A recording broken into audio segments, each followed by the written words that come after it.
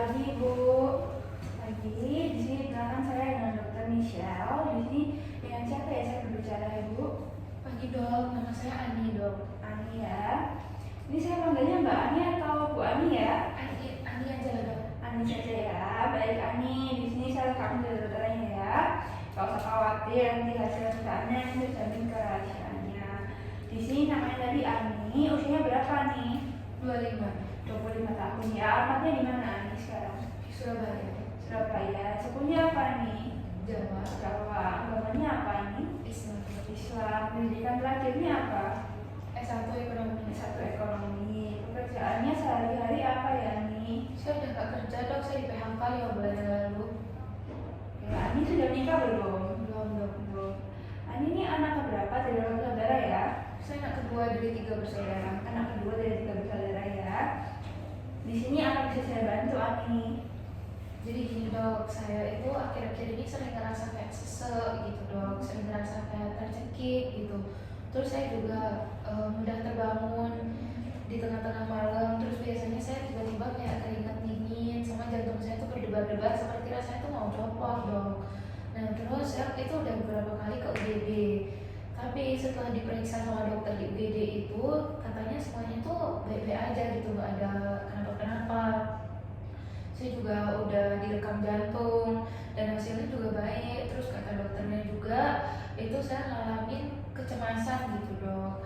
Itu karena faktor pikiran aja, padahal saya nggak merasa pikiran sesuatu. Terus saya akhirnya diarahkan ke polijiwa dok. Saya ini kenapa ya dok sebenarnya? Oh gitu ya Ani ya. Jadi sejak kapan Ani ngalamin ini? Sekitar udah 2 bulan yang lalu sih dok. Sampai saya tuh stres dan takut kalau misalnya menjelang malam gitu dok. Terus habis itu saya takut tiba-tiba bangun lagi gitu. Terus saya ngerasa sesak dan berdebar-debar seperti sebelumnya. Akhirnya saya cuma tidur 2-3 jam aja lah dok satu semalam itu. Baik Ani, ada masalah apa 2 bulan yang lalu Ani? Apa emang ada sesuatu terjadi yang mungkin jadi bahan pikiran seperti yang disampaikan oleh dokter di IGD? Kalau menurut saya sih saya nggak ada masalah ya dok ya. Cuma emang saya saat ini tuh lagi cari kerja aja dok. Tapi menurut saya hal tersebut nggak bikin saya sampai kepikiran gimana gitu. Saya masih ada sisa uang tabungan dari kerjaan saya dulu. Jika ditanya apa yang jadi bahan pikiran saya saat ini, ya kesehatan saya ini dok yang jadi bahan pikiran saya. Baik Ani, saat ini Ani tinggal dengan siapa? Sama orang tua dan adik saya dok. Orang tua dan adik. Hubungan Ani dengan ayah ibunya apakah baik Ani? Hubungan saya sama orang tua sih baik-baik aja ya dok ya. Hanya memang mereka kayaknya sumpah lihat saya banyak di rumah, terutama ibu saya dok. Saya diharapkan bisa segera dapat pekerjaan lagi. Jadi ibu saya tuh sering kayak ngomel-ngomel, terutama jika melihat saya tuh bangun kesiangan gitu dok. Ibu saya sering marahin saya, begitu tahu saya tuh baru tidur di jam 2-3 pagi gitu dok.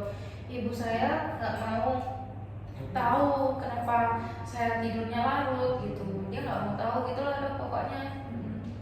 Ibunya bilang bagaimana Kak Mama Ani? Sumpahnya ibu tuh yang seperti apa? Ibu saya tuh bilang kalau saya tuh sakit karena ulah saya sendiri. Saya nggak bisa tidur karena ulah saya sendiri. Bahkan mungkin kenapa saya bisa di PHK 5 bulan yang lalu.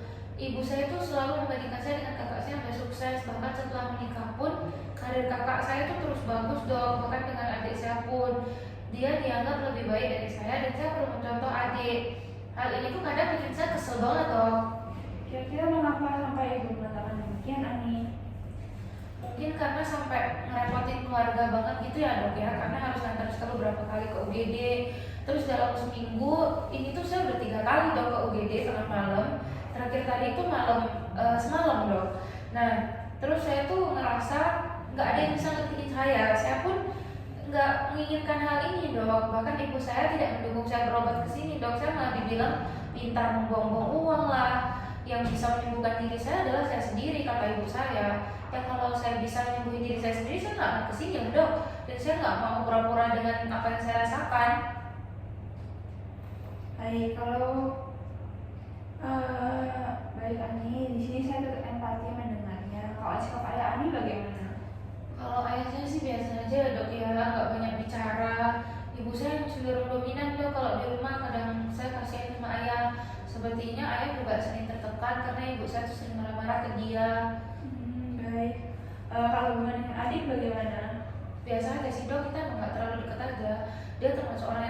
sih dok, saya tidak pernah mencampuri urusan dia. Terus dia juga jarang komunikasi sama saya, walaupun kawan kita sebelahan. Dia juga sibuk sama pacarnya. Saya juga terus terang kurang suka sih dok sama pacarnya, gak sopan gitu loh dok. Kalau Ani sendiri sudah punya pacar atau belum pernah pacaran? Saya saat ini nggak punya pacar sih dok. Dulu tapi saya pernah punya pacar. Kita putus tuh sekitar, pokoknya di hari sebelum saya di PHK itu kita putus gitu dok. Nah karena di suatu tempat kerja, karena saya sama pacar saya itu satu tempat kerja gitu dok. Nah hal ini tuh akhirnya membuat ibu saya tuh nyalahin saya. Katanya ibu saya udah larang saya pacaran sama dia. Tapi saya tuh nggak hiraukan. Kita tuh pokoknya tetap jalan bareng aja. Emang kita beda keyakinan dok. Mantan pacar saya itu sebenarnya supervisor saya. Baik, sudah berapa lama sama dia Ani dan sampai sudah mendekat hubungan kalian? Kita udah kenal sekitar 2 tahun lalu sih dok. Tapi benar-benar jadinya itu sekitar 6 bulan sebelum kita putus. Ya kita udah cukup dekat sih dok. Bahkan pernah berhubungan intim. Apakah ada kecewaan yang berat saat putus? Iya dok, terutama di awal-awal putus. Apalagi saya udah menyerahkan keperawanan saya pada dia ya dok ya. Kita tuh sempat coba jadian lagi, namun si kornya tuh gak dukung dok. Sempat saya kepikiran apakah masih ada yang mau menerima saya, karena saya udah gak perawan lagi. Saya tuh ngerasa bersalah sama diri saya sendiri. Kenapa sampai mau melakukan hal itu padahal kami belum menikah. Tapi hal itu udah berlalu, jadi saya udah berusaha move on sih dok. Baik, waktu itu apa sampai putus Ani dan apakah memang sampai berdampak pada pekerjaan Ani? Dia tuh lebih milih dengerin orang tuanya dok. Berdampak langsung sebenarnya sih enggak ya dok ya. Perusahaan yang agak goyang aja semenjak awal pandemi ini. Akhirnya ada beberapa karyawan yang di PHK. Awalnya WFH dok, terus lama-lama dirumahkan dan di PHK. Selain itu nggak ada yang tahu kalau saya dan supervisor saya ini pacaran dok. Jadi menurut saya bukan masalah. Namun beda dengan pemikiran ibu saya. Ibu saya tuh beranggapan kalau misalnya saya di PHK karena saya berpacaran sama supervisor saya dok. Baik, saya nggak mau tidur. Apa ada hal yang dirasakan Ani selain suasana tadi? Bagaimana dengan nafsu makan Ani sendiri? Ada sih dok, saya tuh jadi kayak gampang lupa. Terus habis itu ibu saya tuh sering, saya tuh bilang kalau saya tuh lemot, kalau diajak bicara tuh sering lupa. Terus konsentrasi saya itu juga kurang dok, nggak bisa fokus kalau ngerjain apapun gitu. Setiap saya tuh sedang baca artikel, lowongan kerja dan yang lain-lain itu saya sering nggak tuntas karena sebentar saja saya lupa dan mudah lelah gitu. Akhirnya saya berhenti membaca. Untuk nafsu makan sih biasa aja dok ya. Saya emang nggak banyak makan, tapi akhir-akhir ini saya ngerasa emang minat saya tuh berkurang gitu sama makanan. Saya juga sering browsing kalau banyak makan yang bisa menimbulkan jantung saya berdebar-debar. Jadi saya takut gitu dok makan sembarangan. Baik, kalau dengan hobi atau perbedaan yang menyenangkan, apakah Ani masih ada hobi dan apa masih dilakukan? Saya sih hobinya jalan-jalan aja sih dok. Ini juga bisa bikin saya stres mungkin ya, karena sama pandemi ini kan jadi nggak bisa kemana-mana ya dok ya. Jadi ya mungkin itu ya kali ya dok ya. Saya ini sekitar pasti dok. Saya kepikiran tentang kondisi kesehatan saya. Masa karena stres pikiran bisa sampai menimbulkan hal-hal yang saya rasakan ini dok. Baik Ani, jika memang terapis itu diperiksa dan hasilnya dinyatakan baik, berarti kemungkinan ada kaitannya dengan faktor psikis. Nah betul dari itu yang bisa menyebabkan keluhan seperti yang dirasakan Ani. Ani sebelumnya apakah memang cemas? Bagaimana responnya yang membuat tidak nyaman? Iya sih dok, saya ini emang pencemas sih. Orang-orang di sekitar saya juga sering nggak bisa ngimbangin ritme kerja saya karena mereka rasanya terlalu santai gitu loh dok. Saya orangnya tuh suka ngerjain sesuatu tuh cepet gitu. Terus semakin mendapat pekerjaan tuh semakin nggak tenang. Kepala saya tuh sering pusing dan perut saya tuh mual kalau misalnya saya tuh lagi stres. Bahkan sering kesemutan dok. Saya sering mengimbangi rasa stres saya dengan mendengarkan musik sih dok. Kepalanya sering pusing dan mual jika sedang stres. Dari Ani, sejak kapan Ani bersamaan 2 bulan ini atau sebelum-sebelumnya? Kalau itu udah lama sih dok, ada sekitar 7 tahunan sejak saya kelas 3 SMA. Baik, selain mendengar musik, apa yang dilakukan Ani untuk mengatasi itu Ani? Paling saya keluar buat jalan-jalan gitu dok. Tapi itu pun kalau misalnya saya udah nyelesain urusan saya gitu, saya tidak mungkin bisa tenang jika kerjaan saya itu belum selesai. Bahkan saya sampai nggak bisa tidur untuk nyelesain kerjaan saya. Terus saya dulu sering bawa pulang kerjaan ke rumah, tapi nggak ada yang tahu dok, nggak ada rewardnya. Baik, Ani ada pernah punya pikiran sumpah karena urusan yang begitu banyak belum selesai sampai muncul rasa putus asa nggak Ani? Sering sih dok, saya beberapa kali tuh pengen kayak mati aja lah, karena nggak ada yang ngerti apa yang saya rasakan dok. Malah banyak yang menghakimi saya dan mengata-ngatain saya gitu loh dok. Saya capek, tapi saya takut juga sih dok kalau mati. Baik, pernah sampai ada terngiang di telinga suara menghakimi atau mendadak aneh nggak ya? Kalau terngiang tuh lebih di pikiran aja sih dok. Saya sering teringat omongan-omongan mereka yang kakak saya itu loh dok. Omongan siapa nih? Bagaimana omongannya? Ibu saya, kakak saya, teman-teman saya dan masih banyak lagi. Mereka tuh bilang kalau saya tuh nggak mampu melakukan ini, nggak mampu melakukan itu. Padahal saya tuh udah benar-benar melakukan semua tugas saya dok, sudah menyelesaikan semua sebelum deadline.